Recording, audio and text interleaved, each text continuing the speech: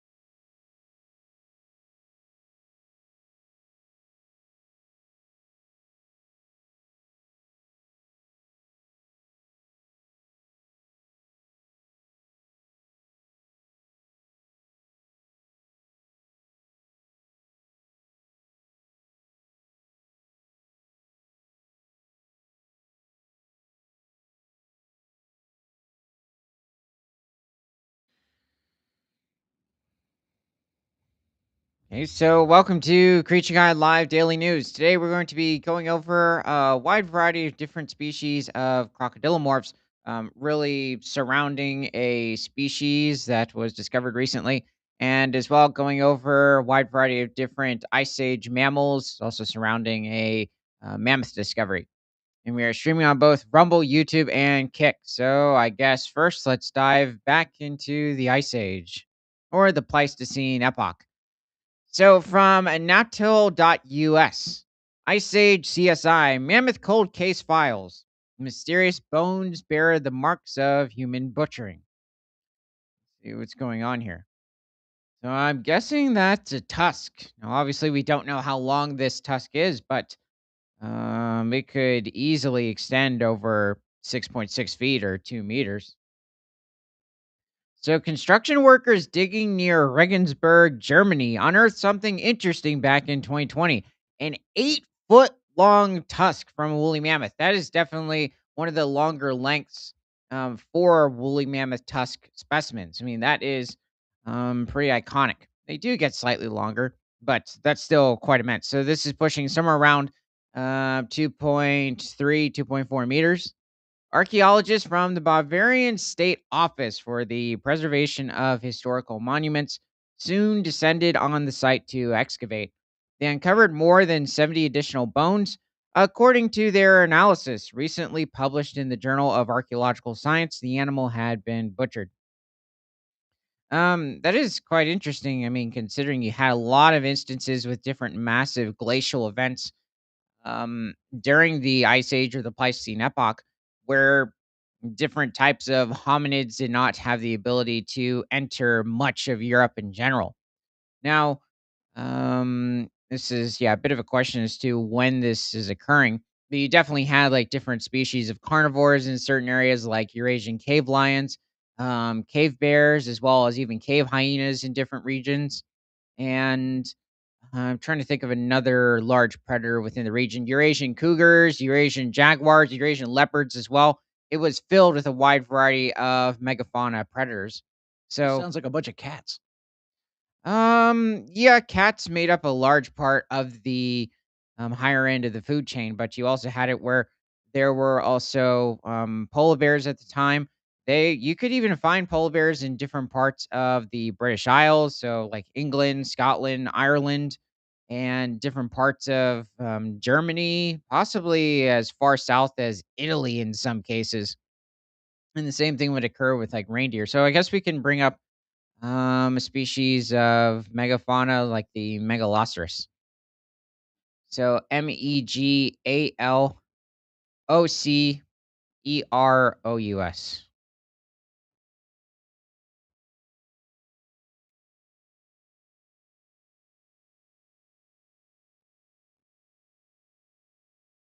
Oh, I just like this. I like when people put this kind of work into things. Yeah, I think that's a really good reconstruction of a Megaloceros shedding his antlers, so it's probably occurring right before the rut. I would assume it would be similar in time to today's like different ruts when it comes to fallow deer, which is the closest living relative of today, of the Megaloceros. But I'm not sure exactly when it comes to the rut of fallow deer in its native range over in like very Eastern Europe, so like over in Turkey or other Western parts of Asia like Azerbaijan, Armenia, Georgia. But it's very possible animals like Megaloceros, similar to moose, elk, would have had the rut somewhere between like late September and early October. So you have it where these animals are already shedding their antlers at around late August or early September. And unlike the moose and elk of today, which have slightly, well, I guess you could say in many cases, much smaller antlers, at least when it comes to the width and the length to an extent as well. I'd say they might have been slightly heavier though compared to their body size. But Megaloceros antlers, each one of them was probably around somewhere between 6 to 6.6 feet in length, so pushing somewhere between 1.8 to 2 meters. And it's also a bit of a mystery as to whether or not these animals would have used their antlers as a form of combat or simply just use them for show, considering in many cases Okay, what's wrong it's with this guy's head? nothing really. That's just how small the head likely was compared to the antlers. But, he also does have a bit of, like, a fallow deer sort of an accumulation to him. Um, so they possibly also were just simply used for show. We have found Megaloceros in, different parts of Germany too. I think we have found at least, like, 18 to 20 individual Megaloceros, within different parts of Germany. And you can also we also have discovered them in different parts of Belgium, Is this it? Switzerland. Yes, this is Megaloceros. It's, kind of like having it has that distinct walking with beast pigmentation, at least when it comes to the coloring of their fur. Even the antler is shaped to an extent, so it looks really good. It's probably just reconstructing them as being in a certain wetland in the region, or maybe they're crossing a river during the summer. So during the Ice Age, I think many people tend to assume it was consistently just cold, um, massive snowstorms in many cases, or blizzards, several feet of snow anywhere you were um, trekking, and like pretty much every most ecosystems within the northern hemisphere, you would have had all four seasons, so spring, summer, fall, and winter. Okay, what am I looking at here? Yeah, it's a Looks like something Megaloceros, but skinned it. yeah, that's a bit odd, or a bit of like a hump to an extent, but yeah, it's kind of weird. I don't know what to say about that.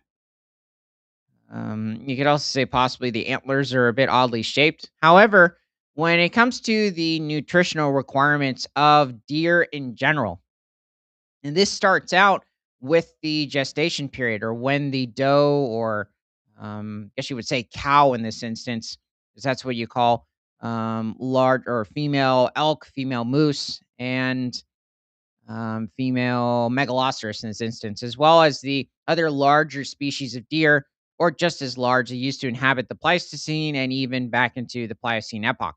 So there were other species of moose, close relatives of like the Rocky Mountain elk, and even the red deer. Wait, Where was I'm it getting at? confused. We call a cow, but I thought a female cow was a heifer. Female cow that has not bred yet is a heifer. So it's just Once it has bred, then the female is now called a cow. so a bull is the male, the cow is the female. What's it called? Um, Well, it's just that simply when it comes to if if that oric, which is what a cow is, has not mated yet, then it's a heifer. If it has, if it has mated, then it's a cow. I think that's pretty much all that there is. Now, I don't know. what it would be referred to, like between the male calf and the bull. I think as long as he's not castrated, he's just a bull. I could be wrong on that, but um, I don't believe that classification exists with deer. It's just simply like a female fawn or a male fawn, and then it becomes a doe for the female or a buck for the male, at least with like Bovine, smaller to medium sized species. bovine. Bovine. Bovine, though, it refers to the overall family of ungulates or two-toed herbivores that the oric or the cow domestic oric belongs to. Oh, That would also include like the Indian gar, also the Indian betang, which is a wild species of cattle over in southern Asia. identifies Carnotaurus, says, "Yo, Well, hello, belly sword. Okay, so also when it comes to like even bison, they are also members of the bovine family. We also have different species of bison occurring over in Europe at this time, not just the European bison, which did pop up at some time during the later Pleistocene epoch. They're not necessarily new arrivals.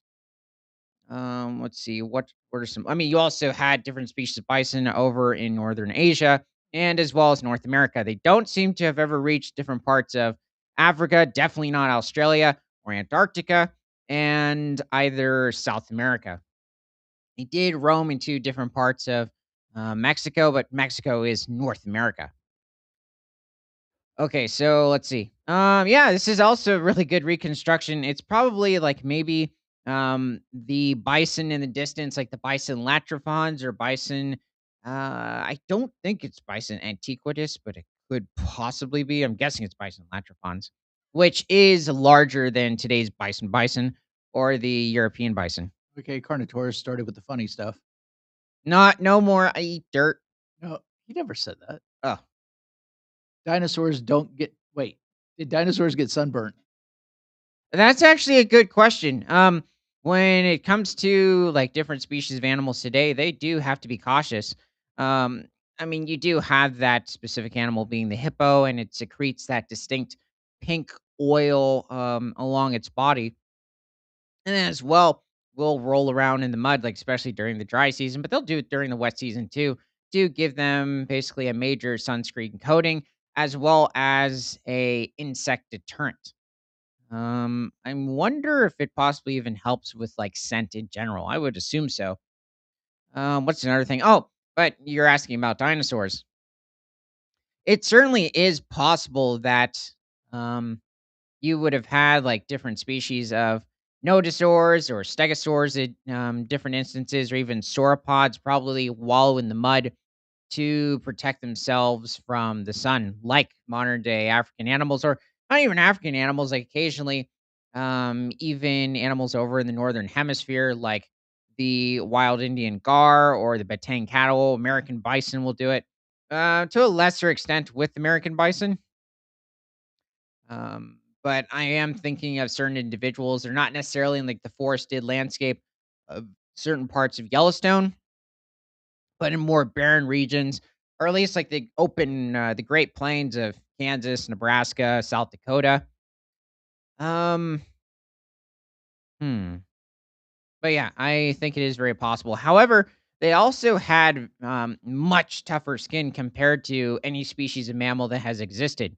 So the other question is, were they at all really concerned about the sun? I would think they still would be, especially if it's an albino, which is very likely to occur, considering we have different albino birds that appear, and as well as crocodilians, especially with like the American alligator.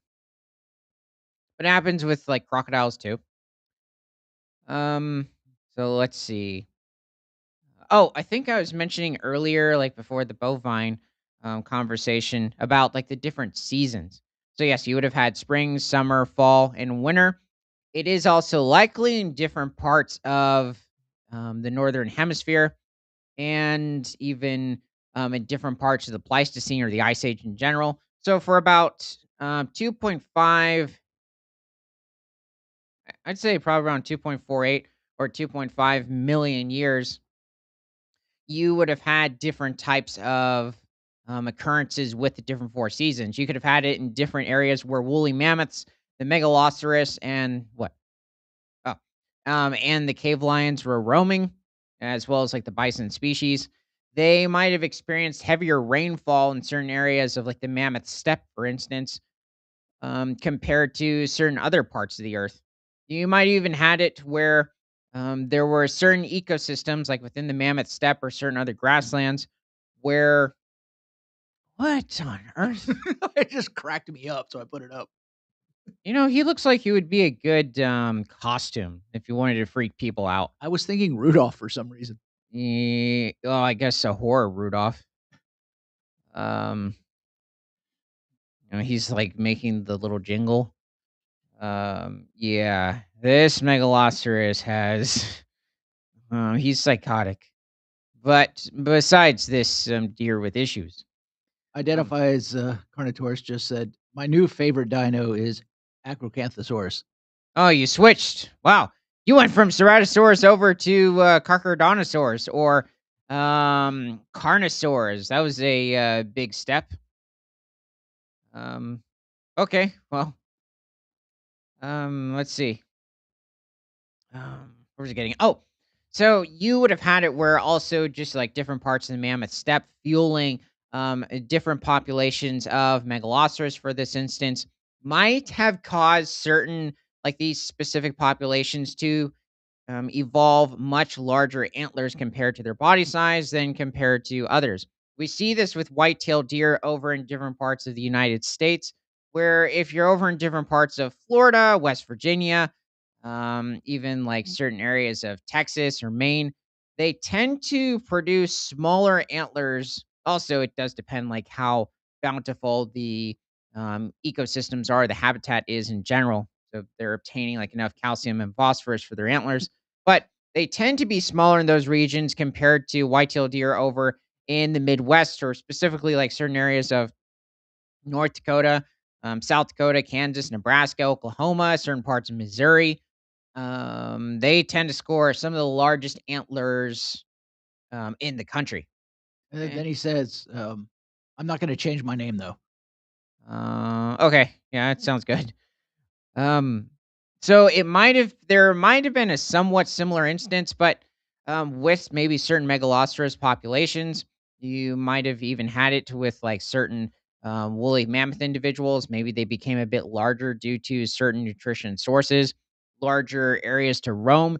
Also, maybe just depending on the time of the Pleistocene in general. Um, I mean, I think he looks good. He looks like Uh, he's you, frozen. yeah, you just see like the northern lights and yeah, he's okay. You could have probably have had snow accumulate like during the rut of these different animals, especially when it comes to the giant deer.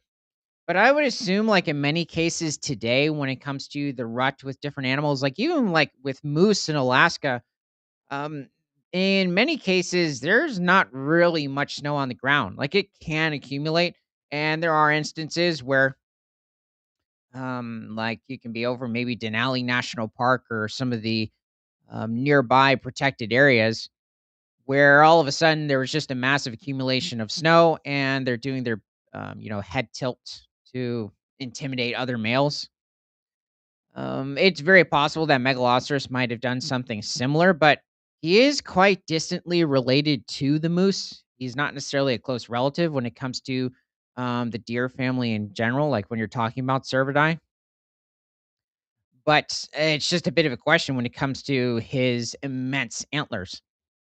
What's another thing? Trying to think like specifically. Oh, so this animal was likely prey for Eurasian cave lions in many instances, even wolves at the time as well. Like especially like later on into its evolution, like towards the last couple 100,000 years of the Ice Age, which Megaloceros first evolved around 1.2 million years ago. So a little less than halfway, or no, that'd probably be a little more than halfway into the Ice Age. But Yeah, about like the last couple 100,000 years would likely have come into contact with the predecessors as well as earlier packs of gray wolves. This animal only maybe reached 1,500 to 1,600 pounds, or pushing somewhere around maybe 700 kilograms. So it was almost as large as like some of the largest moose over in the Yukon and Alaska, which hosts the largest subspecies of moose, being the Alaskan Yukon moose. They reached, think, the largest bull that was shot like back in the late 1800s was somewhere around 1,800 pounds. So Megalosters possibly could have reached that size, but that would just be at the very likely upper limit, and also might just vary depending on the population. Identify as Carnotaurus said, I got my 14th subscriber today on The Jurassic World, well, specifically, you were doing a lot of construction over in, at least I think that's what you said, Jurassic World Evolution, building all the different foundations but is for that's the park. on YouTube, no, no, it's not on YouTube. Rumble, No, Kick, the other one, Twitch. Twitch. Yeah. Okay. Um, yeah, that's great. You want me to get rid of these? Yeah. Yeah, it's very possible in certain instances, Megaloceros would have been a somewhat browser. Yeah, this guy, he's creepy. I mean, I'm not going to say that I admire the model, but it definitely makes a good horror What is Megaloceros. this? Yeah, he does too. He's more of like one of those zombie not maybe it was just some movie that came out way back with like some horror hog. Anyway, so back to this mammoth. So, after hauling the bones back to the Bavarian State Collections of Natural History, a team of 14 scientists from various Oh, he said disciplines. on YouTube. I didn't know he had a channel on YouTube. Oh, yeah, because I just remember Twitch. Let's see. So, from various disciplines got to work examining them. The mammoth's tusk and bones were exceptionally well preserved due to their millennia long conservation in the wet soil environment. Um, wait. 40th, not 14th. Oh, well, that's definitely better. Yeah. Study author Christoph Steinman said in a statement. So, radiocarbon dating revealed the mammoth died between 27,000 and 25,000 years ago. This is during the last glacial maximum of the Ice Age, which ended somewhere between 19,000 and 25,000 years ago, but I believe extended to somewhere around 40 to 50,000 years ago, possibly a bit longer or a bit further back. But, yeah, this was one of the most horrific ice ages to occur within the Pleistocene. And what happened was that sea levels dropped by over 300 and I'd say close to 400 feet, or pushing around like 121, 122 meters. So you would have had it in certain regions if the animals like before, um, like, possibly not necessarily, like, for this major, glacial period occurred because it would have taken some time, but, I mean, you could still have major ecological changes occur. But, the problem is that glaciers themselves would simply have blocked off a lot of traditional migration routes for different animals, and, also just blocking major food supplies. So they would have to quickly, either adapt in some instances or possibly just migrate to another region and possibly compete for food with other populations. So the question is, how would that have turned out?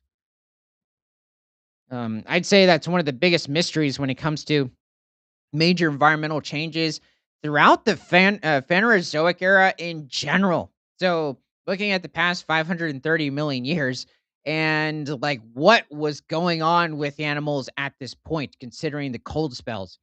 So, what likely occurred, you like I was saying earlier, with different parts of the Pleistocene was a bit more mild, or the glaciers were to a lesser extent. Um, at this point, like, just simply, did you have different populations of herbivores possibly killing each other off in order to get those specific smaller food sources? Were they just simply dying in some instances due to starvation, lower immune systems because of that? Possibly just the inability to reproduce, or if they were able to reproduce, those youngsters possibly just had a very weak immunity to different diseases, as well as not being able to create larger antlers, like per se with the megaloceros, which is what I was trying to get to with the white-tailed deer earlier. It's not just white-tailed deer; this happens with pretty much all deer species.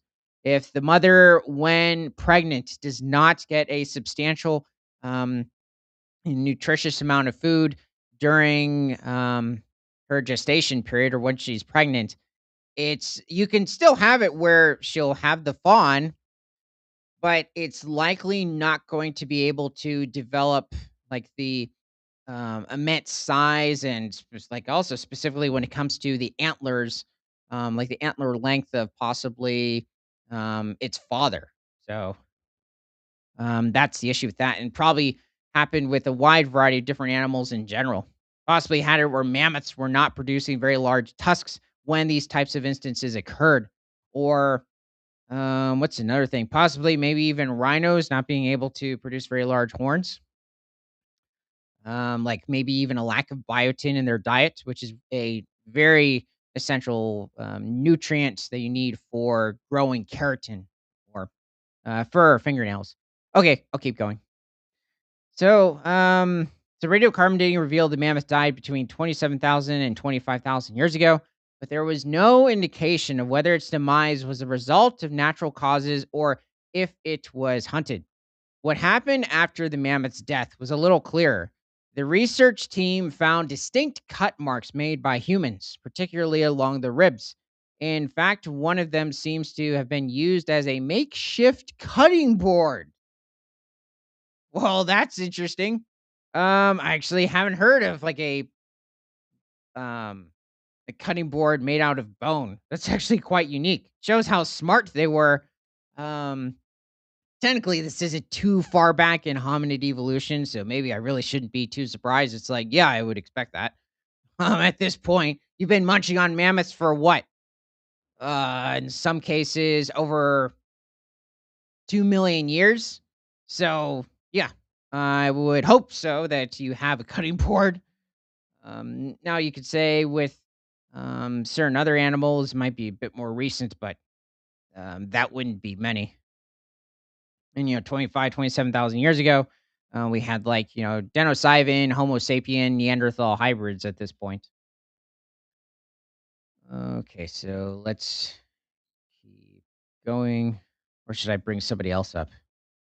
Yeah, I probably should. Okay. Um. Hmm. I guess we could bring up the woolly rhino, the Coelodonte.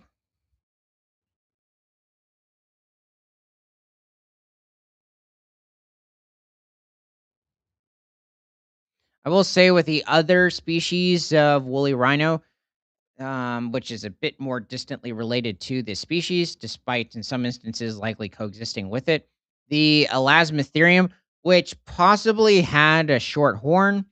There are still some instances of the animal being reconstructed with a very large horn. I mean, it still looks good. Would be nice if that was the animal or it was able to create that long of a horn. So pushing some cases like around 6.6 feet or 2 meters. This is not Elasmotherium though. This is Coelodontia antiquitatus. Now, Elasmotherium, I don't believe we have Wait, found. isn't this what you asked me for? Yeah, Okay. yeah. I was just mentioning the other species real quick because the mammoth in the article is found in Germany. I don't think we have found any Elasmotherium specimens from Germany. If we have, it's like fragmentary teeth. That has definitely happened with different Coelodontia antiquitatus individuals from Germany. Is that there have been instances where we found a tooth, we found part of a rib, certain parts of the skull, but we have found, I think, like hundreds of bones from different Coelodontia woolly rhino individuals from Germany alone. They have also occurred in different parts of Russia in general, like especially Siberia. So like the more like central west, I mean eastern part of the country. Yes, is not a bad model. It is very closely related to the Sumatran rhino of today, which can create a bit of like a furry complexion to itself.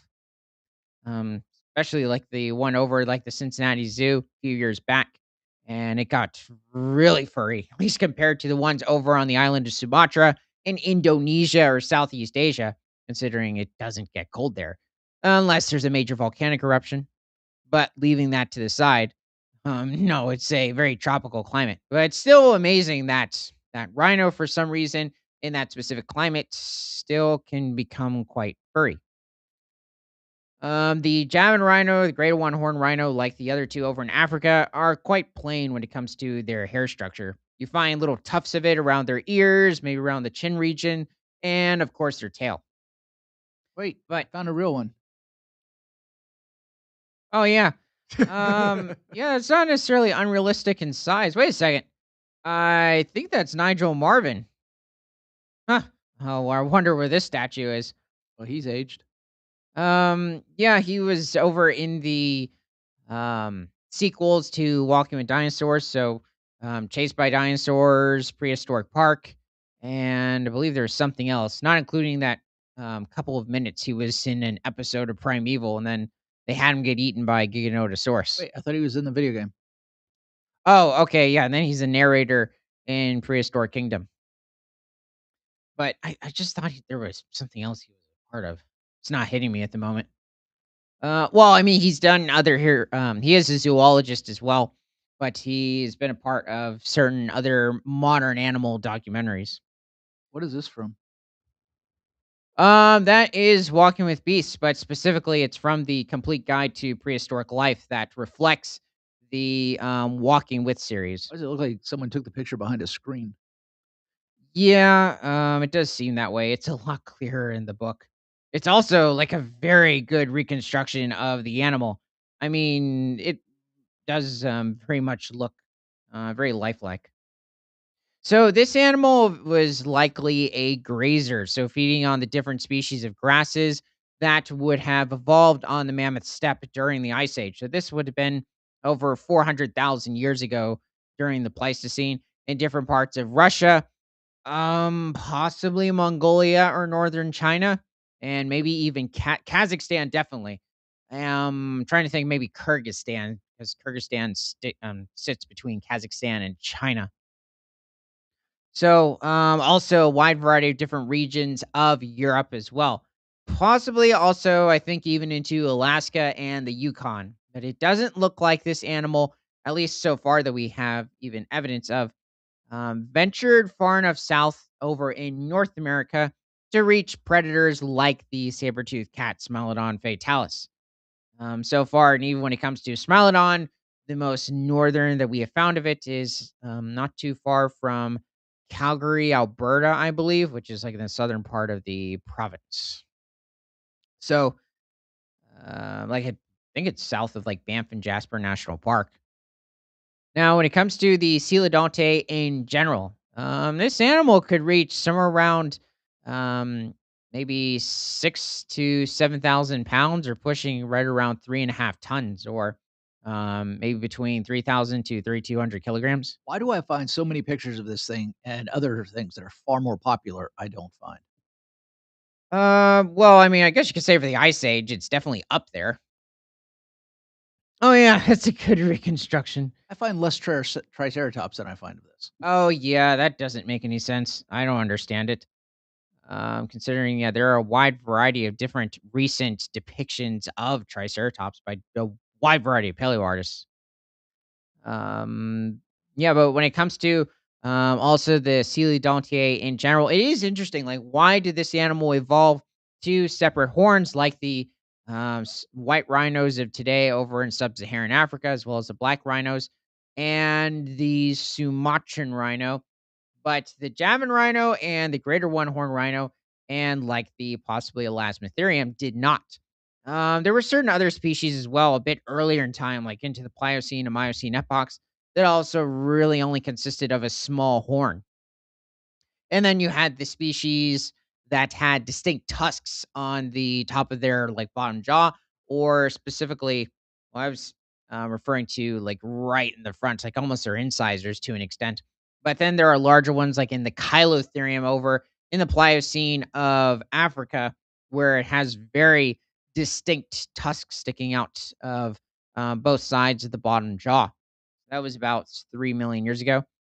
But this is a Coelodontia bottom jaw, I think. Yeah, very distinct grazing molars. Not exactly like that of an American bison, but it has somewhat similarities. But American bison were not feeding on the distinct species of grasses that you would find on the mammoth steppe. Reindeer also they occurred during the Pleistocene or the Ice Age as well. For actually quite a long time. I believe they've been around for somewhere between 400 to 700,000 years. They've been pretty successful. However, also they don't seem to have changed much in general. They might have been making a bit of a living on different parts of the Mammoth Steppe, but also venturing into different regions where there might have been like more of like the humid sort of tundra of different parts of Alaska, northern Canada, Russia, and northern Europe of today. Why But is you this also, on someone's sofa? oh yeah, that's a really good Is that real? preservation of a bomb Java rhino. It's possible, but I don't know. That Hmm. this looks like it's painted. That's very distinct. Yeah, it does. I'm not sure. But what was the other thing? Um, Hold on. See if I can. I would say when it comes to the carnivores, it probably had to be cautious with like cave hyenas and the lions to an extent, but I think it would have been somewhat heavily built like today's white rhinos. And also, when you just look at the overall size of the animal, it's really hard for a predator, like even the cave lions back then, which were about the size of today's modern lions, but in some cases a bit smaller. But it could vary depending on the population. It says this is in Siberia. Well, it Well, says location. I'm assuming it means where they got it from. It yeah, says it's just arrived. they're not necessarily unheard of from Siberia. It says it's Say 5.1 kilograms. that's pushing like, well, geez, that's 5. Is that around 12 pounds or so? Um, huh.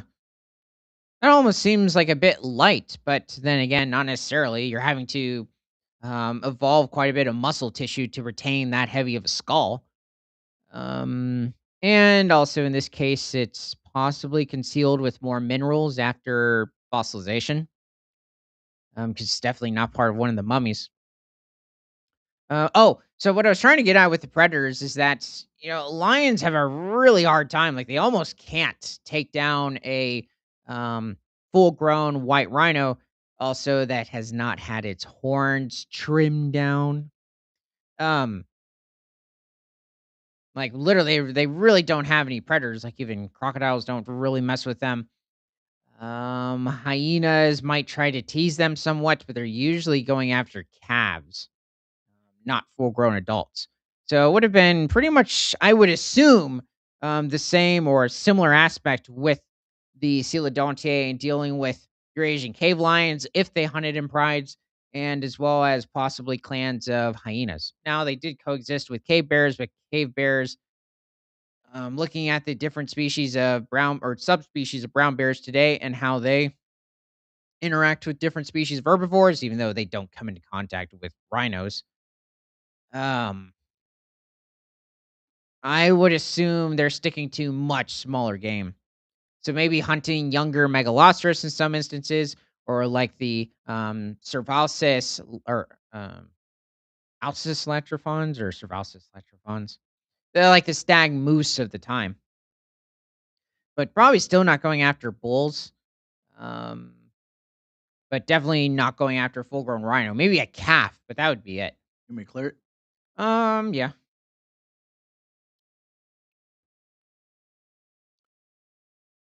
It's also a bit of a mystery, I think, with the woolly rhino or and Coelodonte specifically, like whether or not it was roaming in at least small herds because it's always depicted as being a bit of a loner, which is interesting. Well, do rhinos move in herds? White rhinos do. Black rhinos will congregate at night. Like there's definitely evidence of it in the country that has their largest population, being Namibia, especially over in the um, protected area, the Etosha National Park, in the northern part of the country. At night, they tend to congregate quite a bit.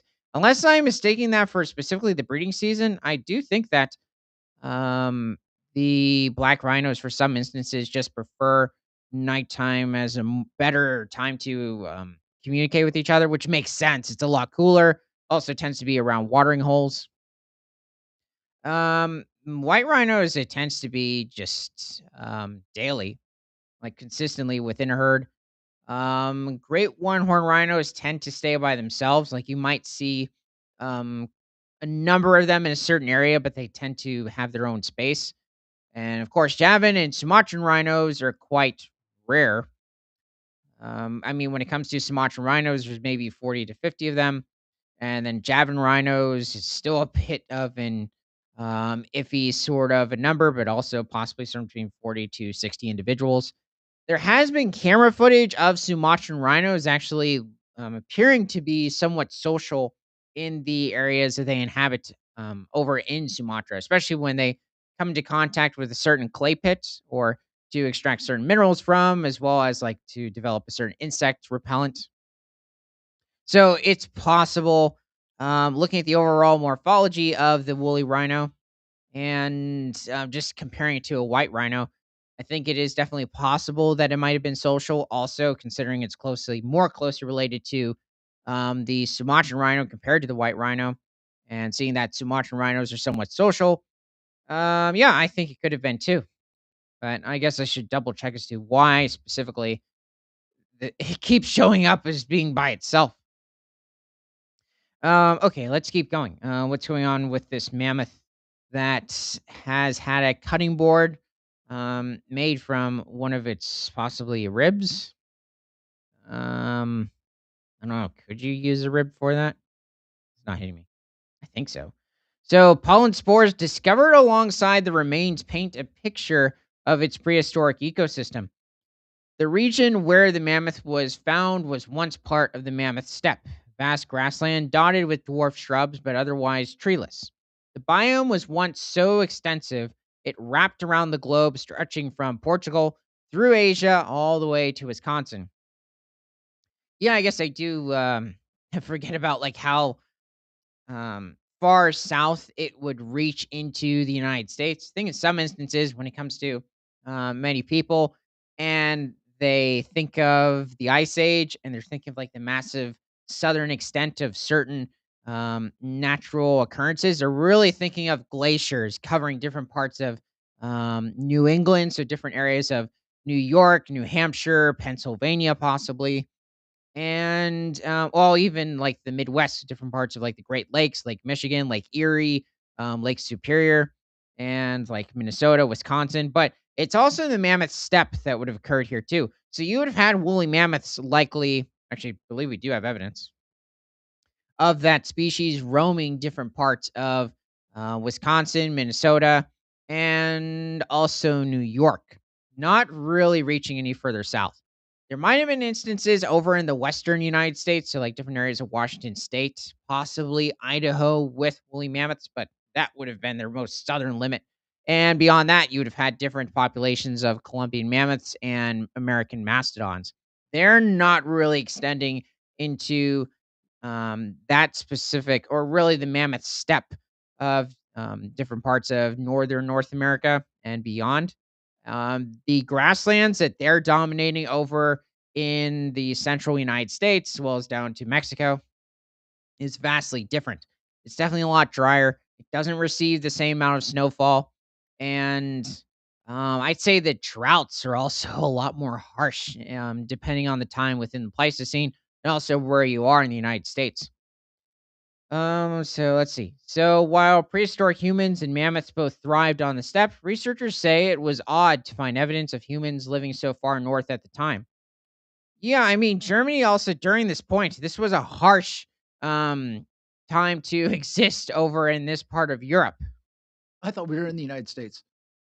Um yeah, we're over in southern Germany. So I mean, you have it where the Alps is also just to the south of this region. So like, you're looking at modern day Switzerland, certain parts of Western Austria. Um Also trying to think of where else, like also different Balkan mountain ranges. So over in like Bosnia, Slovenia. I mean, the whole region is quite harsh at this point. But apparently they're here, and obviously there are different herds of animals existing here too. At least that's the guess. You could have had just individual animals maybe get lost, and they're by themselves in this region, and the people happen to just take it out. So there's virtually no evidence of human activity in this region from that peak period of the Ice Age. Study co-author Andreas Meyer of the University of Cologne explained. So, due to climate change, hunter-gatherer communities in Europe retreated southward and eastward. Um, yeah, I guess to an extent. I mean, that's a bit challenging for me. I really have no idea when it comes to hunter gatherers. It's not referring to like later types of like Eastern or Western hunter gatherers of the Holocene epoch or after about 12,000 years ago. I'm guessing it's just specifically talking about other types that are occurring towards the end of the Pleistocene, unless those specific kinds I'm thinking of were around for a lot longer. But in many cases, some of them weren't even going after large game like mammoths or maybe the larger deer or woolly rhinos. They were really going after like mollusks a lot of the time, or what I mean by that is, like, they're really eating mussels, clams, oysters, or, maybe going after different types of fish. I'm hungry now. Um, yeah, I think it's like the cutting board, and then all of a sudden, you're referencing seafood. So that's not really something you hear from the Ice Age. Um Also, when it comes to mammoths in general, you probably could get mammoth ribeyes because of the amount of fats that these animals contain. I mean, you had it where these animals could contain like, when it comes to their fat content, 30 to 40% fat. So I would assume, I'm not sure what the proportion is depending on like a certain beef cow. That's a fat animal Yeah, but I would think that, one of the reasons why um, and no feedlot. I mean, the mammoth steppe is essentially just a big, massive salad bowl, and I would not feed this animal any tomatoes. I think, like, especially when it comes to people, it's probably going to have issues on the mammoth's bones itself. Where was I getting at with this? Yeah, I mean, you could probably get like chuck steak from the mammoth. So, that's why it just seems so appetizing.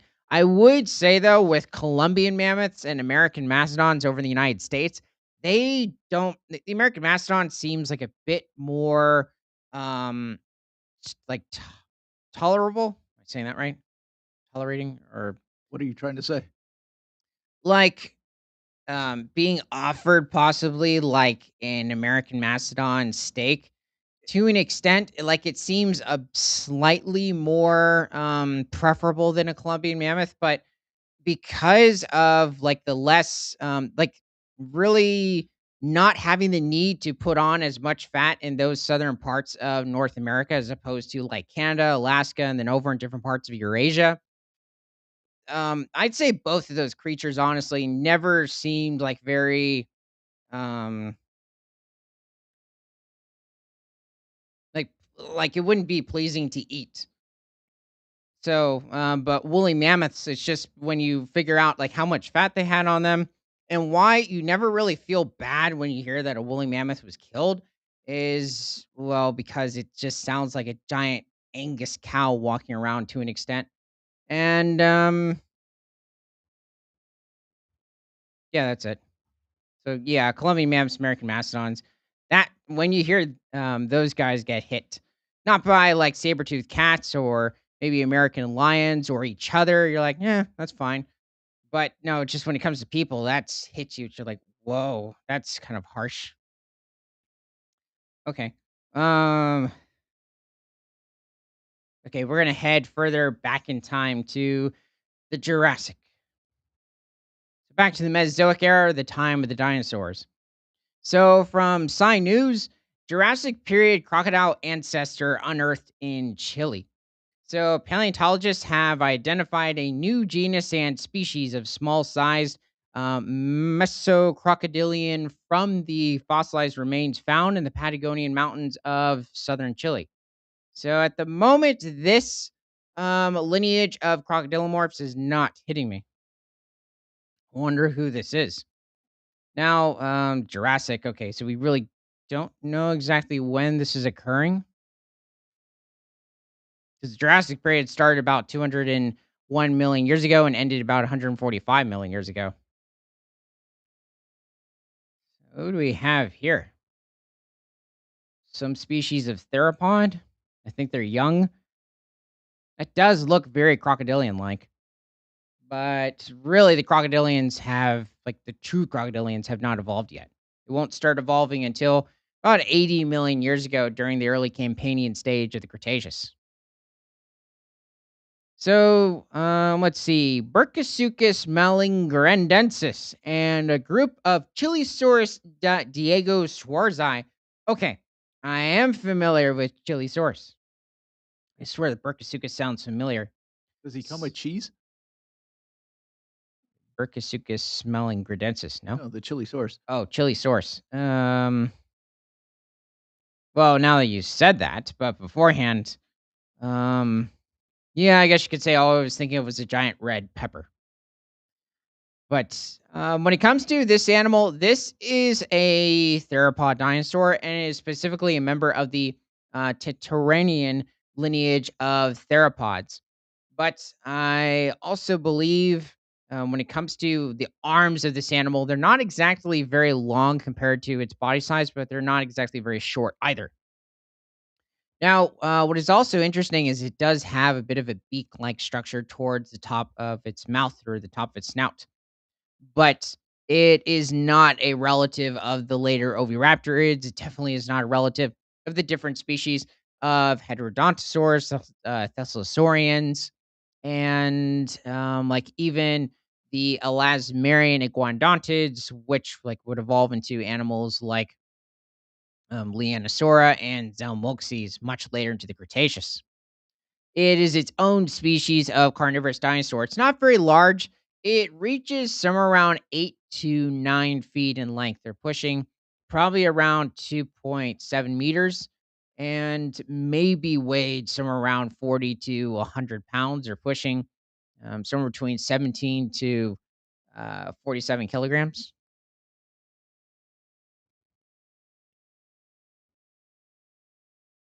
Oh, also, I believe a bit earlier into the Jurassic, probably pushing somewhere between 150 and 160 million years ago.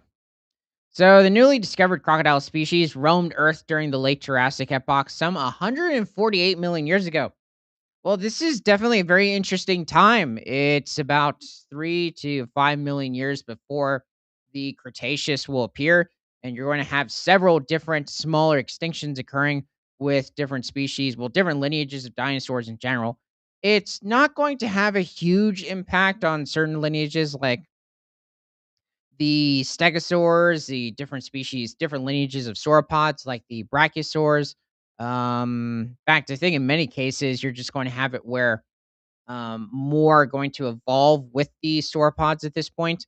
You did have certain earlier die-offs further back into different epochs of the Jurassic, but um, like the Jurassic Cretaceous boundary in many instances, a lot of animals survived. When it came to the Triassic, in some cases, it does seem to be where a wide variety of crocodilomorphs or pseudosuchians went extinct. Okay. Let's see. Who should we possibly bring up? Um, I guess we could go with like Rio Hasukas.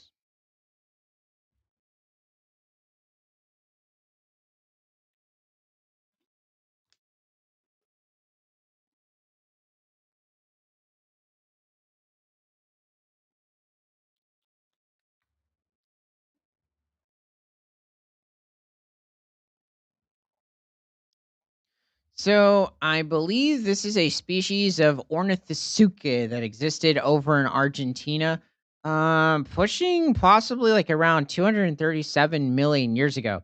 So this was during the time of like some of the first species of dinosaur to evolve, and it's also like one of the smaller Ornithosuchids in some cases. So maybe like a medium-sized species.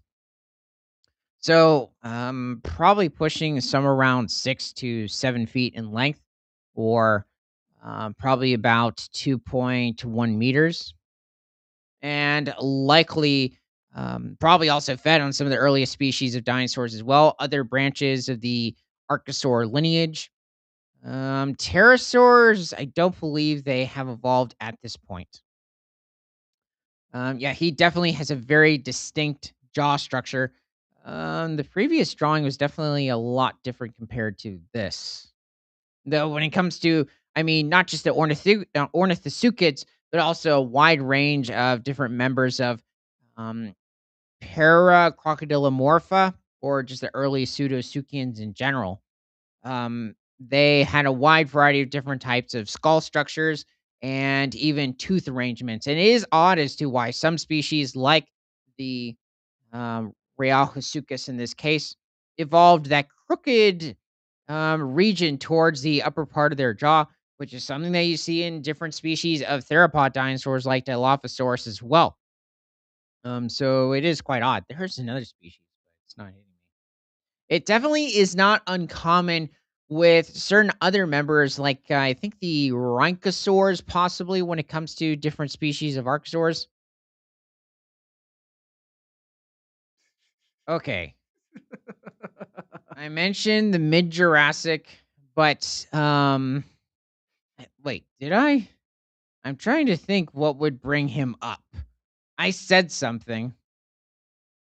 Now, here's the thing: we were over in Germany, but in the Ice Age, unless that counts too, and um he just decided, well, you were talking about, woolly mammoths, woolly rhinos.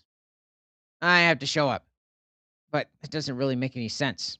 Possibly Chilisaurus. I mean, he is one of the earlier lineages of theropods, at least compared to many lineages of Cretaceous theropods. Okay, this is the freakiest Allosaurus I've ever seen. Anyway, that's the oldest species of dinosaur, or the oldest, um, the first species that we discovered.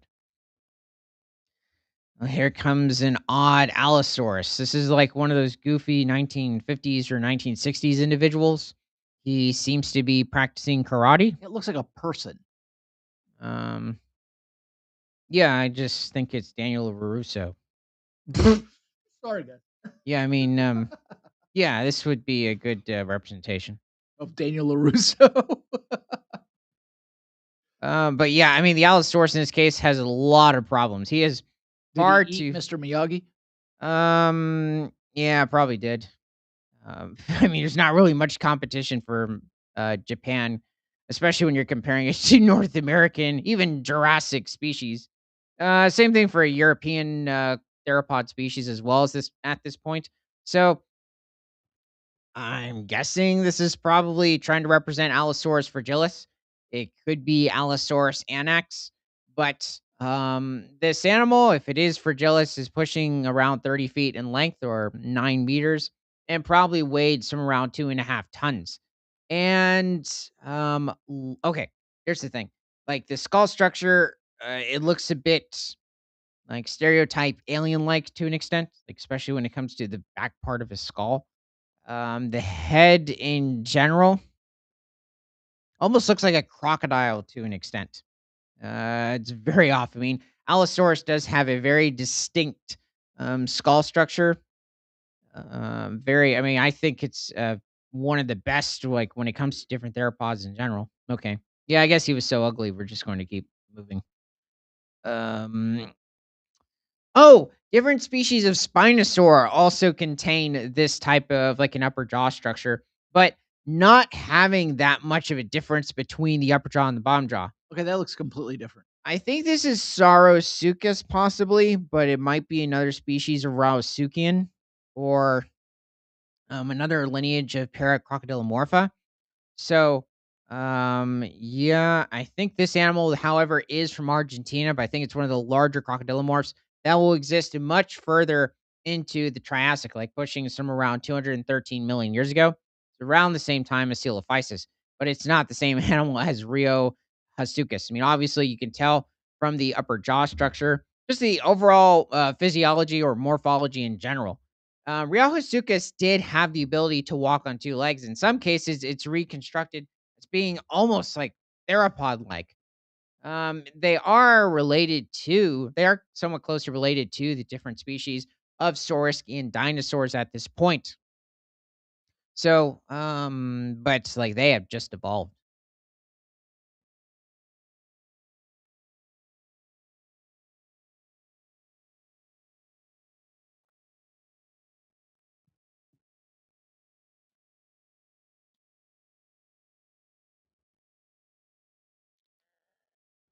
So yeah, this was likely just a major carnivore. So just feeding on smaller species of archosaurs, maybe going after also smaller species of reptiles and amphibians. Now, this is a reptile that's a part of Archosauromorpha. I'm just reminding everybody that the dinosaurs were not reptiles, but they did derive from a clade of reptiles called the archosaurs. But this lineage would stay as likely cold-blooded reptiles. Can we get rid of them? Yeah.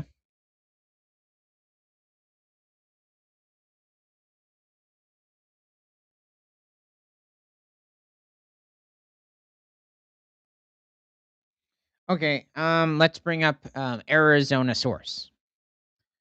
I would also like to correct myself. Um, who was it? Oh, Real Hasukas. Likely existed between like 215 to 220 million years ago. So it was coexisting with different species of theropods and likely even prosauropods over in Argentina. So far after the first species of dinosaurs that evolved like 238 million years ago. So this animal, despite it looking like something between a Dimetrodon and a Spinosaur, is neither. But it's probably, or it is, more closely related to the Spinosaurus in this instance, considering the Dimetrodon is more closely related to us, considering it's a proto-mammal. But this is a species from Arizona, and it lived in the region, I believe, somewhere around what this might have been the animal that was pushing maybe 245 to 248 million years ago during the early Triassic. So this was a few million years after the major Permian extinction. It's not a very large carnivore. It might seem quite big in some instances, also when thinking of Dimetrodon or the Spinosaurs, especially, but this animal was maybe 6 feet in length, possibly a bit longer, but really pushing somewhere between 1.8 to 2.3 meters, or maybe a little over 7 feet in length. But likely, oh, also maybe didn't weigh much more than 50 to 80 pounds, or somewhere around 22 to 35 kilograms, and likely fed on different species of proto archosaurs at this point. I like this one, but it has a person put their name over it or the book. Oh, yeah, he's definitely a lot shorter in this instance. A Riola. Yeah, I mean, this looks really good. It's a pretty decent to like dry season, but almost like sort of edge of the desert landscape for early Triassic Pangea.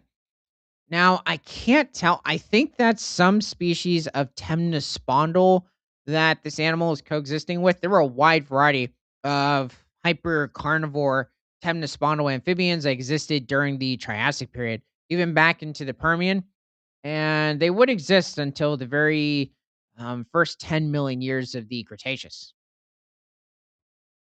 He's probably also hunting one or has killed one at this point, or at least in this reconstruction here. Um, No, it's just just reminding me that this when it comes to the um, I believe the Pseudosuchian lineage in general. Of the archosaurs, this is a poposaur. So, despite it sounding like a dinosaur, it is still quite far off in the family tree, but it does derive from the same um, primitive or other archosaur ancestors. I think I made it out like this animal was existing before other archosaurs. It's not true. So let's see. Yeah, I think also in many cases when it comes to Arizonosaurus or certain other closely related species, I'm wondering, I mean, it's mentioning it's Arizonosaurus babyti. If we have any sail remains or elongated vertebrae that are somewhat chipped. Well, this guy, I mean, he seems calm. He almost looks like a pet to an extent. And they also do seem to be mostly quadrupedal, so walking on all fours. But it is possible that they could have walked on their hind legs too. Probably not too quick of runners, but then again, There's a sail. um, yeah, I guess the head that's much more fragmented. Okay, so yeah, it's quite complete. It does differ from Spinosaur and even Dimetrodon sails a lot too. If you look at the overall shortness of it, like in terms of width, this is much shorter when it comes to the Spinosaur sails and even Dimetrodon. I'd say when it comes to the shape of it, leaving out like the well, I guess you have to take into account the width as well. But it's probably a bit closer to Dimetrodon when it just comes to the overall shape of the elongated back vertebrae. But in when it just comes to its bloodline, it's a bit closer to Spinosaurus or Spinosaurs in general. Um. Oh, so What's next? oh, okay. Maybe the uh Cocluta. I'm trying to think of specifically. Like, should I bring up? Yeah, I guess why not? Kyclotosaurus. Oh,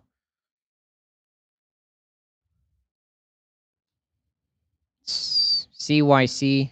Oh, Wait, it looks like a what's it called? I can't remember the name of it.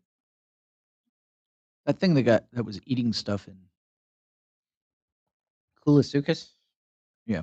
or Eriops. No, Colosuchus.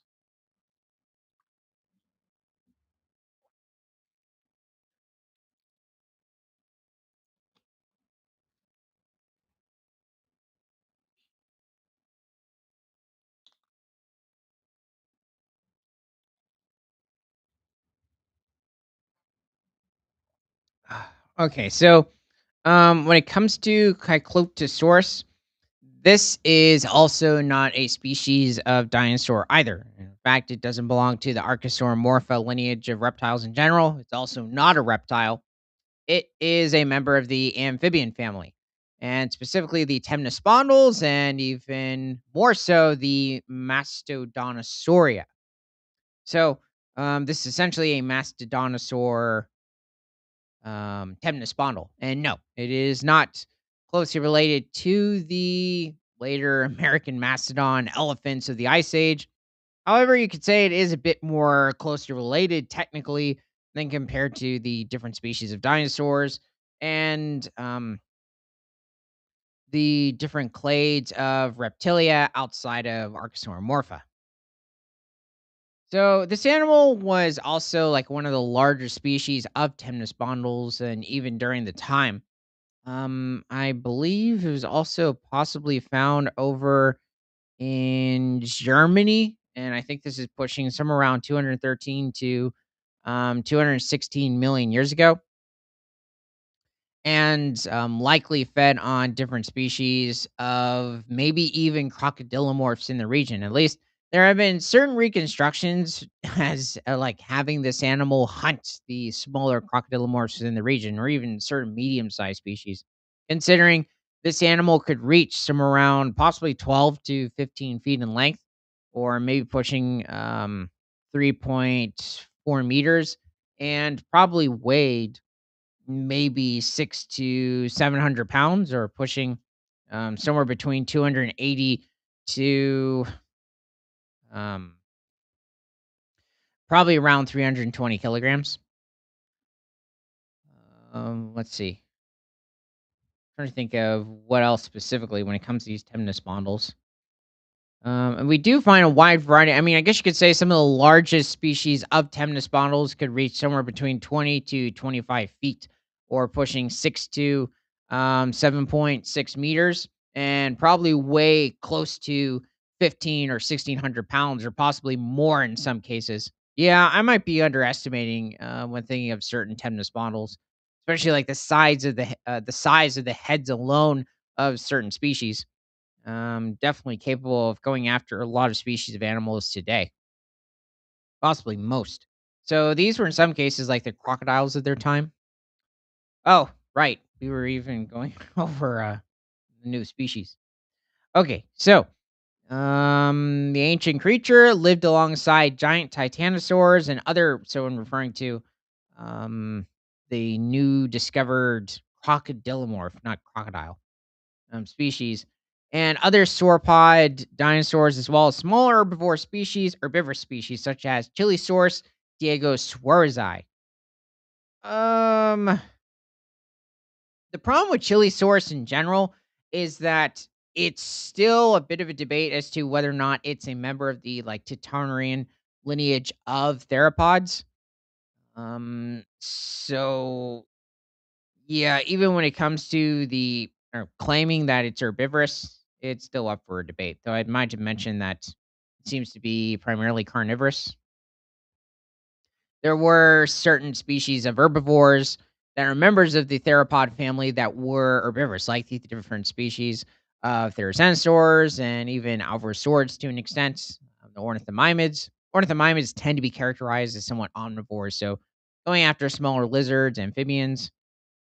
Yeah, I mean, when looking at the skull structure, you could also say it has a bit of like a very slight oviraptorid similarity. But even also in comparing it with certain smaller iguanodontid or ornithischian dinosaurs, his arms are far too long in this instance. Also, when it comes to the claws in general, I think they're a bit long too. The rest of his body seems okay, but probably if it did have feathers, probably extend to much of the tail. Um, yeah, his head seems okay.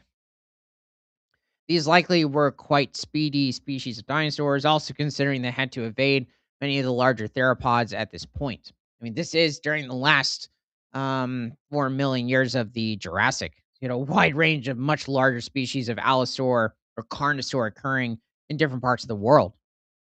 Now, I think we're over in Argentina or Chile. It's a bit of a mystery in many cases to who specifically rules the food chain in this area at this point.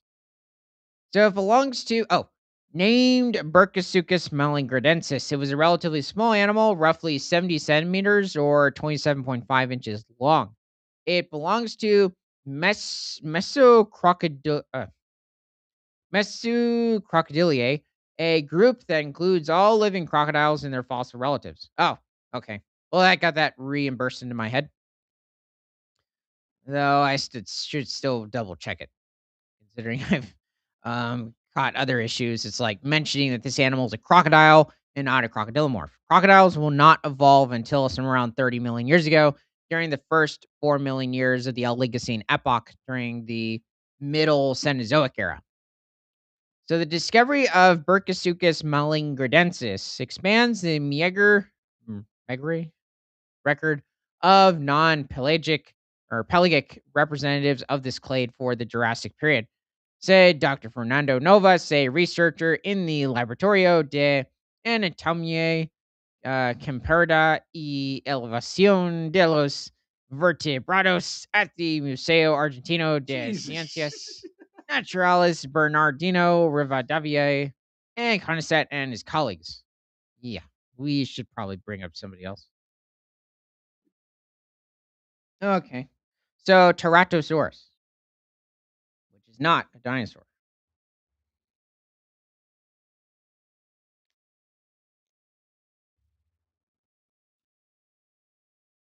No.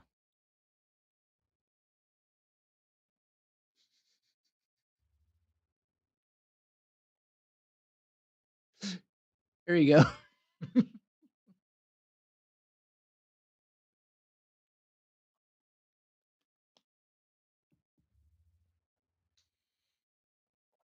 Oh, I guess I don't know specifically like how far back this animal was discovered. Okay. Yeah, you could say it rhymes with Ceratosaurus, but the animal that I'm referring to is a member of the Pseudosuchian lineage, and it is not a Saurischian, more or less a theropod dinosaur. So Why does it look like a dinosaur? it's Ceratosaurus. Oh, I thought you said it wasn't a dinosaur. Mm, well, Ceratosaurus is a dinosaur, but the Pteratosaurus you brought up on the original, I guess, 1950s, 1960s look is probably a Pteratosaurus. Ceratosaurus is from the late Jurassic of Wyoming, Colorado, around 150 million years ago. This is what keeps coming up. Yeah, not him. No, no, no. It should look almost like a different version of Postosuchus, though it's not exactly a Rauisuchian, though it is closely related to animals like Postosuchus. But this animal also was seems to be quite bipedal, but could probably reach somewhere around 10 to 11 feet in length. They're pushing 3 to 3.2 meters and probably weighs somewhere around 350 pounds or pushing a little over 180 kilograms. So, what is it? Actually, that might be maybe a bit much, like 165, 170 kilograms. But this animal was found over in Germany and probably lived in the region somewhere around 212 million years ago. So around the same time as Coelophysis was roaming different parts of Arizona and Texas during the late Triassic too. So they lived at the exact same time, but so far there doesn't seem to be any evidence of this species of Pseudosuchian coexisting with Coelophysis. And it was also, primarily carnivorous, so going after, different species of smaller dinosaurs, probably proto-mammals or the Dicynodonts in some cases too. I left those guys out, and even earlier species of mammals. So, yeah, this could be 1950s. There are not a lot of things on this guy. Yeah, it's quite strange. I mean, it's a very unique look. Um, yeah, this is very far off. Um Yeah, there's not much I can say about this animal. Only his head, it almost looks like someone took a frog and added teeth. But I know it is very distinct from a frog. But this Papasaurus, or not Papasaurus, this specific Pseudosuchian reconstruction looks really good. Probably was not aquatic or even semi aquatic in a lot of instances, considering you have a wide variety of different terrestrial Pseudosuchians occurring during the Mesozoic era in general. Yeah, even Postosuchus comes up with it. Yeah, that's what I'm wondering if it possibly is a Rauisuchian. That's just not hitting me. Since they do have very similar morphologies. Okay, let's head back to the article. So, previously recorded members of non-pelagic Jurassic Mesocrocodiliae are the presumably freshwater Atoposauridae, Goniophylididae, and Paraalligatoridae. Um, yeah, I mean, I guess that's when you can say the ancestors to alligator toridae would evolve is around this point in the late Jurassic. Let's see what else is going on here. So, Brachiosuchus malingridensis expands the taxonomic diversity of Jurassic crocodilomorphs. Nevertheless, its body size falls within the size range less than 1 meter or 3.3 feet in whole length. That was usual for most Triassic and Jurassic terrestrial crocodiliforms. Okay, so what did they find? Is that a rib? Hmm. I think it's certain leg bones. And it's still nice to have. Is that a pelvis or a hip? Yeah, that's what I'm wondering. I'm not entirely sure. It doesn't say. So the fossilized remains of Brachiosuchus melingridensis were collected from beds of the Tukwai Formation, cropping out in the mountains flanked by the Matanese and Horquetas rivers in southern Chile. We found part of the skull, the vertebral column, and the lower extremities of the animal. So this was a small crocodile, no more than 70 centimeters long, pushing what, maybe like 2.1, 2.2 feet, or point 0.7 meters. In clear contrast, Yeah, it's a little over 2 feet. to the 6 meter or 20-foot long marine crocodiles that were thriving back then in what is now the Chilean province of Neuquén, I still think they were like their own lineage of crocodilomorphs, which was previously covered by the sea. Oh, I think it was back at the back of the skull that they discovered. Huh. They put it in a strange position in the picture. Yeah, that was a bit off too. Pretty much the both femurs, both um humeruses, so the upper arms, and yeah, some parts of possibly the osteoderms too, or What? at least certain ribs. I think those would be osteoderms No, those are towards the the upper part of their back, kind of like with stegosaurus because plates. the ribs are here. I didn't even realize that. Yeah, you're right. Yeah, well, maybe not even Stegosaurus's plates, like the Idosaurs or the other pseudosuchians that existed during the Triassic period only. Something happened with that lineage of crocodilomorphs that would include like the Dismadosuchus of Texas about 220 million years ago. So that animal was pushing somewhere around 15 to 20 feet in length, or maybe like 4.8 to about 6 meters, and probably weighed somewhere around maybe 900 to 1,200 pounds, or pushing somewhere between maybe 430 kilograms to maybe what, 520 kilograms. But they had a somewhat similar sort of a armor morphology, but definitely a lot more dense and robust too. Except certain spikes apparently that might have been quite fragile. Okay, so I guess we should maybe bring up a dinosaur now. Um, okay, so Condoraptor.